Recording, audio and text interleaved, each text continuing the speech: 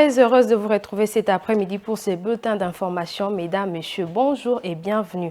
Félix Tshisekedi se rendra ce vendredi à Arusha en Tanzanie pour participer à un sommet extraordinaire de la communauté des États de l'Afrique de l'Est EAC. Cette réunion portera principalement sur la question sécuritaire dans l'Est de la RDC et les tensions persistantes entre Kinshasa et Kigali. L'objectif majeur sera de relancer le processus de paix suite à l'escalade des tensions et à l'avancée du M23 vers Goma. Suivez. Cette réunion a été envisagée et programmée à Arusha en Tanzanie. Elle a été précédée par des échanges en visioconférence entre Félix Tshisekedi pour la RDC, Yoweri Kaguta Museveni pour l'Ouganda et William Ruto du Kenya qui se sont convenus le vendredi dernier et le sujet a porté sur la question cruciale des tensions à l'est de la RDC. Donc, la rencontre d'Arusha aura une saveur particulière à la suite, entre autres, de la visite éclair de la directrice du renseignement national DNI américain, Madame Avril Haines, les 19 et 20 novembre dernier à Kigali et à Kinshasa, accompagnée de Molifi, secrétaire d'État adjointe aux affaires africaines, et de Jed Deverment, assistante spéciale du président et directeur principal des affaires africaines au Conseil de sécurité nationale. Elle a tenu des réunions de haut niveau avec le président rwandais Kagame et le président congolais Tshisekedi pour apaiser les tensions dans l'est de la RDC. À Kinshasa, la rencontre a eu lieu à l'aéroport de Njili en présence de Jean-Pierre Bemba et de Christophe Lutundula. Selon les autorités américaines, les présidents Paul Kagame et Félix Tshisekedi se sont engagés à prendre des mesures concrètes pour réduire les tensions actuelles. Dès mardi soir, l'armée congolaise a annoncé avoir interdit à tous ses militaires de nouer ou d'entretenir des relations avec les FDLR. Les forces armées de la République démocratique du Congo portent à la connaissance de tout militaire, quel que soit son rang, l'interdiction stricte et sans faille de nouer ou d'entretenir tout contact pour quelque motif que ce soit avec les forces démocratiques de libération du Rwanda en sigle FDLR.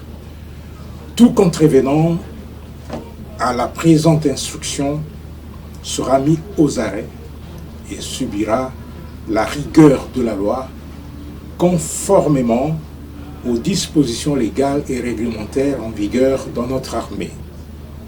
À ce sujet, le principe de tolérance zéro est désormais de stricte application.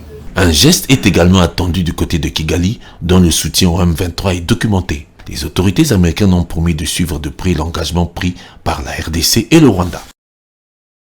Les plus jeunes des candidats présidents de la République, Constant Mutamba, dans une adresse a appelé la population congolaise en général et la jeunesse en particulier à l'accompagner dans sa vision de sauver le pays. On l'écoute.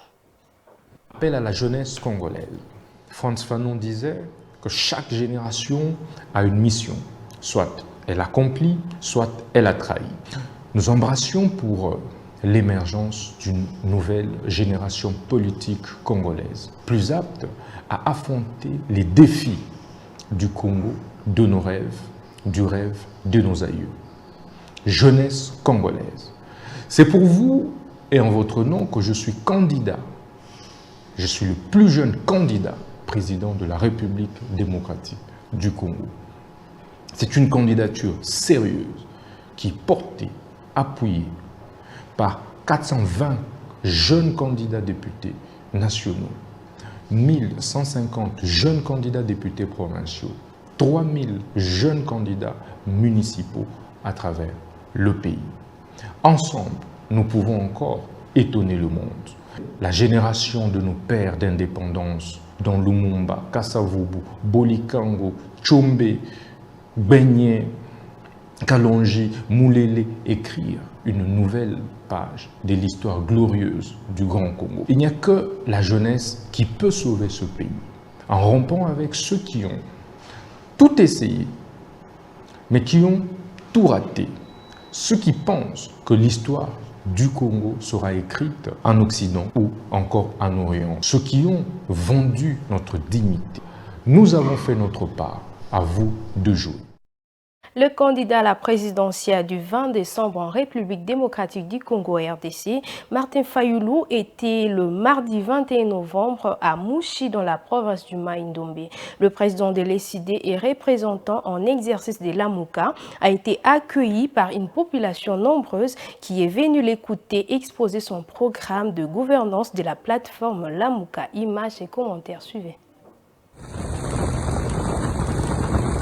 Après l'entame de sa campagne électorale dans son fief, le Bandundu, dans la province du Kwilu, Martin Fayulu a sillonné principalement 2 villes, à savoir Bandundu-Ville et Bagata, où il s'est arrêté pour cette 2e journée. Dénonçant bien évidemment les dérives de l'actuel régime, le président de l'ECD a cependant demandé à la population d'être fair-play et de ne pas s'attaquer aux autres candidats qui viendront battre campagne également.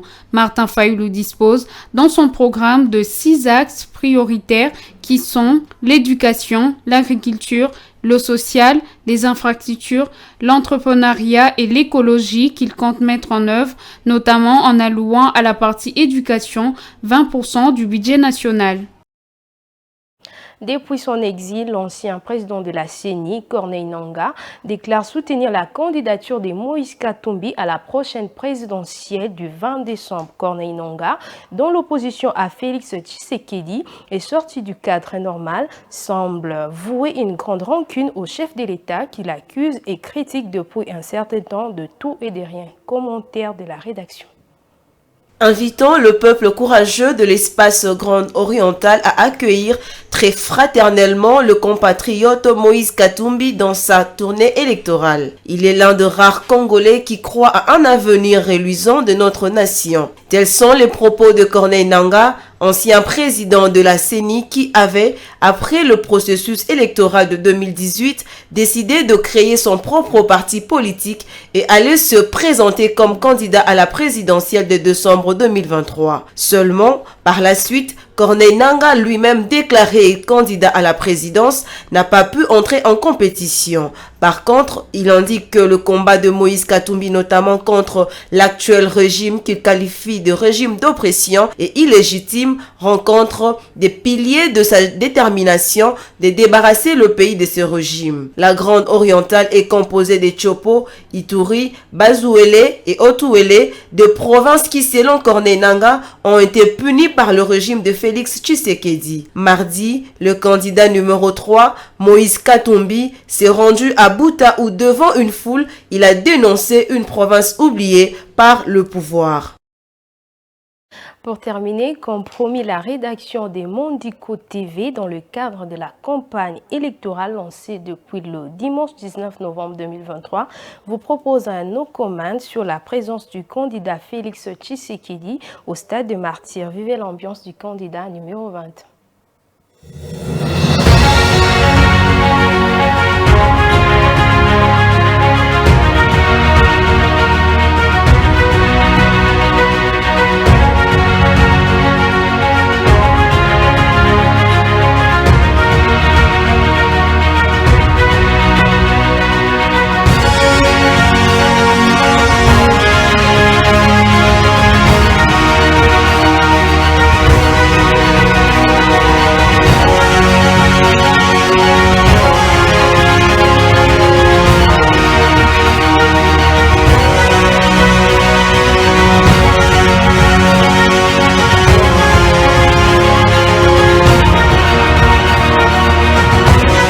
alobi mekoma tokoki kotombola mboka oyo bato nyonso na mokili bayebi ke mboka na biso ezali na barichesse. Mais comment se fait-il que mboka oyo eza na barichesse oyo bato nyonso bazali koenvie bazwa richesse wana biso moko wana Congo tozali na pasi yango naye kocomprendre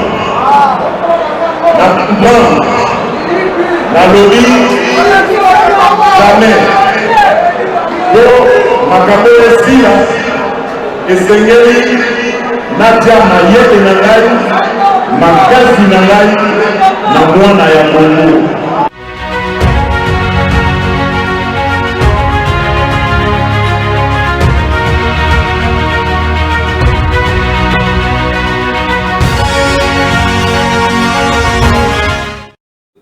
C'est la fin de ce bulletin d'information. À toutes et à tous, merci de votre attention soutenue.